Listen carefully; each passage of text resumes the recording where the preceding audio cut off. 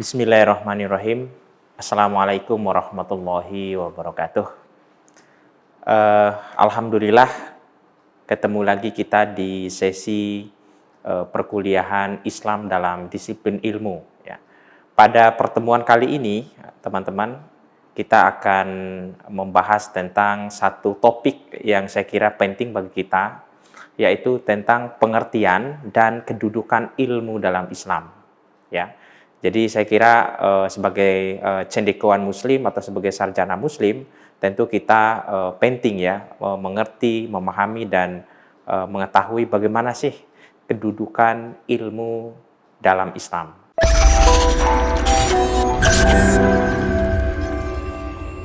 Oke, baik. Teman-teman, saya langsung saja. Pada sesi ini ada 3 poin yang akan kita bahas ya. Yang pertama yaitu bagaimana konsep Islam tentang ilmu. Nah, ini kita ingin mengetahui secara garis besar bagaimana sih konsep Islam tentang ilmu itu. Yang kedua, bagaimana dalil Al-Qur'an dan As-Sunnah menyangkut kedudukan ilmu ya. Ya, jadi mungkin teman-teman pernah dengar Islam itu bukan hanya sekedar agama tapi juga adalah satu doktrin tentang peradaban gitu ya. Mungkin teman-teman pernah dengar itu. Nah, kita ingin mengetahui bagaimana itu dalil Al-Qur'an dan As-Sunnah menyangkut kedudukan ilmu itu. Dan yang ketiga, kita akan membahas tentang bagaimana epistemologi ilmu dalam Islam ya.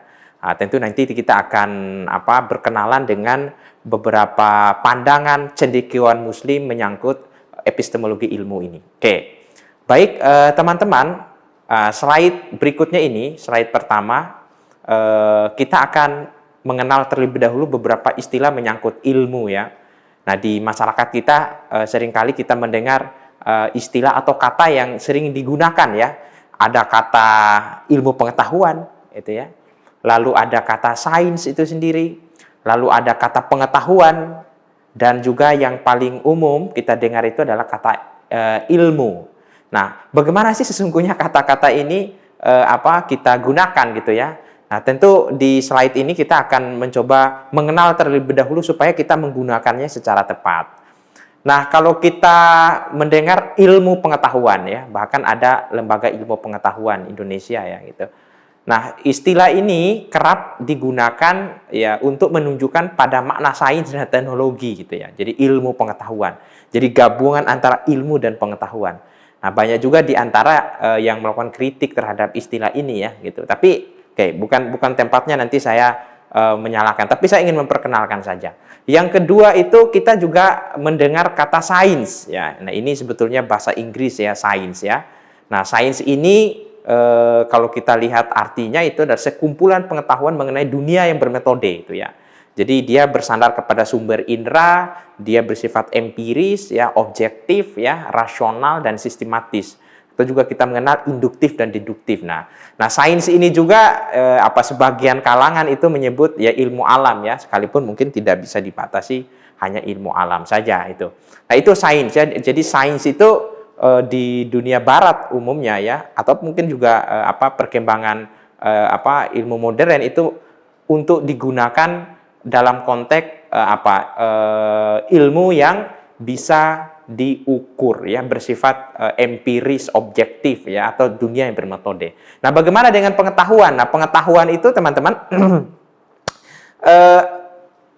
sejumlah fakta, informasi atau pemahaman ya yang diakumulasikan manusia. Jadi pengetahuan itu dia lebih bersifat umum ya. Jadi apapun yang kita ketahui sehari-hari itulah pengetahuan ya. Jadi pengetahuan itu adalah pemahaman atau pengetahuan kita sehari-hari. Jadi sekalipun tidak bersifat tidak menggunakan metodologi yang sistematis dan seterusnya, nah itu juga tetap dikatakan pengetahuan. Nah, jadi dia bersifat umum ya. Itu mungkin sedikit bedanya dengan sains. Nah, lalu bagaimana dengan ilmu ya yang sering kita gunakan ya? Ilmu ya, ada ilmu pendidikan, ilmu biologi, ilmu dan seterusnya. Banyak sekali ilmu agama dan seterusnya. Nah, ilmu itu dalam Islam ya, ilmu itu dalam Islam memiliki makna universal ya. Jadi ada setidaknya memiliki 2 komponen ya. Yang pertama itu wahyu Allah, itu mengandung kebenaran absolut gitu. Yang kedua itu adalah pengetahuan yang sistematis yang berasal dari observasi, kajian, atau juga mungkin eksperimentasi ya, yang melahirkan berbagai bidang ilmu. Jadi ilmu itu teman-teman istilah yang bisa mencakup sains itu sendiri, mencakup pengetahuan itu sendiri. Jadi dia hal yang baik itu yang bersifat empiris maupun yang meta empiris. Yang empiris itu tadi ya, yang bisa diukur dengan panca indera kita, akal kita dan seterusnya ya, lewat observasi, penelitian dan lain-lain. Kalau yang meta empiris itu adalah yang melampaui panca indera dan akal ya, bukan karena dia tidak ada kan gitu ya, tapi ketidakmampuan panca indera kita, akal kita untuk memahaminya, itu meta empirisnya. Itu beberapa hal itu ada di dalam wahyu. Nah, jadi memiliki makna dua ya, ilmu itu jadi seperti itu. Nah, itu beberapa perbedaan ya, saya kira ini sebagai pengantar saja untuk kita pahami bersama. Jadi ketika kita menggunakan kata ilmu, jadi dia tidak hanya menunjuk ke sains, tapi juga yang bersifat realitas yang bersifat luas, universal, bahkan yang meta empiris atau yang metafisika gitu. Nah, ini tadi ya, ini sekedar penegasan saja bahwa kata ilmu yang kita gunakan di Indonesia oleh masyarakat kita itu sebetulnya diambil dari bahasa Arab ya teman-teman ya, yaitu ilm ya, yang mengandung makna atau arti itu kejelasan. Nah, dalam hal ini ilmu adalah pengetahuan yang jelas tentang sesuatu. Jadi apapun yang kita ketahui dan dia jelas gitu ya, bisa dipertanggungjawabkan secara argumentatif gitu, maka dia disebut ilm ya, atau ilmu ya dalam bahasa kita ya, kita adopsi dari bahasa Arab ini. Jadi itu tadi yang pertama, ilmu dalam Islam adalah memiliki makna universal, yakni wahyu Allah yang mengandung kebenaran absolut. Selain itu juga mengakui dan menganggap penting pengetahuan yang didapat melalui proses indera, akal, dan empiris untuk memahami realitas di alam semesta ini. Kemudian juga ini poinnya adalah ilmu, makna ilmu dalam Islam itu tidak terbatas kepada hal-hal yang bersifat materi ya, atau fisika atau empirik semata seperti yang saya sampaikan tadi, tetapi juga menjangkau realitas metafisika atau meta empiris. Nah, karena itu poin yang ketiga tentu ilmu dalam terminologi Islam itu mencakup segala pengetahuan, yaitu pengetahuan keagamaan, pengetahuan alam, pengetahuan ilmu sosial, humaniora dan seterusnya, itu disebut ilmu. Jadi bukan hanya ilmu agama saja. Jadi ilmu itu bukan hanya menyangkut agama saja ya gitu ya, tapi juga menyangkut segala hal realitas yang ada gitu ya. Jadi ilmu sosial, ilmu humaniora, termasuk ilmu alam itu. Jadi itu disebut ilmu dalam terminologi Islam ya. Nah, kita ingin melihat teman-teman ya, bagaimana sih ungkapan yang berkaitan dengan ilmu dalam Al-Qur'an. Saya kira banyak sekali ya ungkapan yang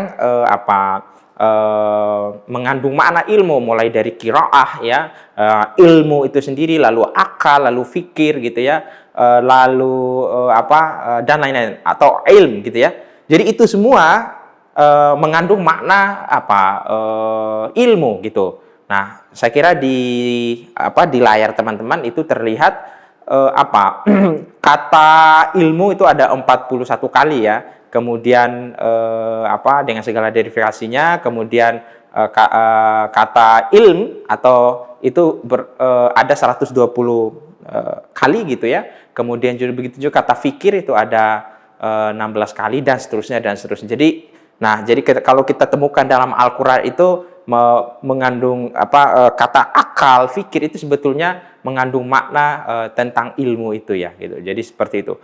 Nah, teman-teman, yang berikutnya coba kita lihat di samping bagian yang saya jelaskan tadi, itu kita coba lihat ayat tentang alam dan ayat tentang fikih ya.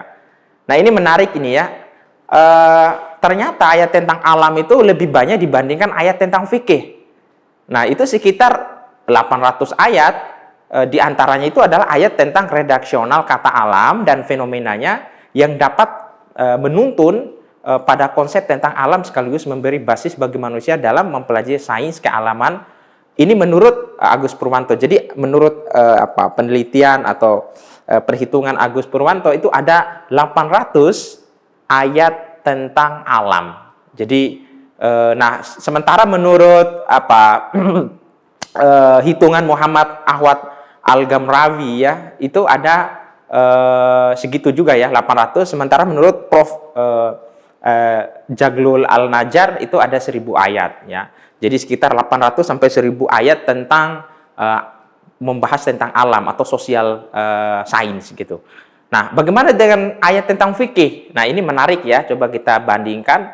Nah, ternyata ayat tentang fikih lebih sedikit dibandingkan ayat yang berbicara tentang alam.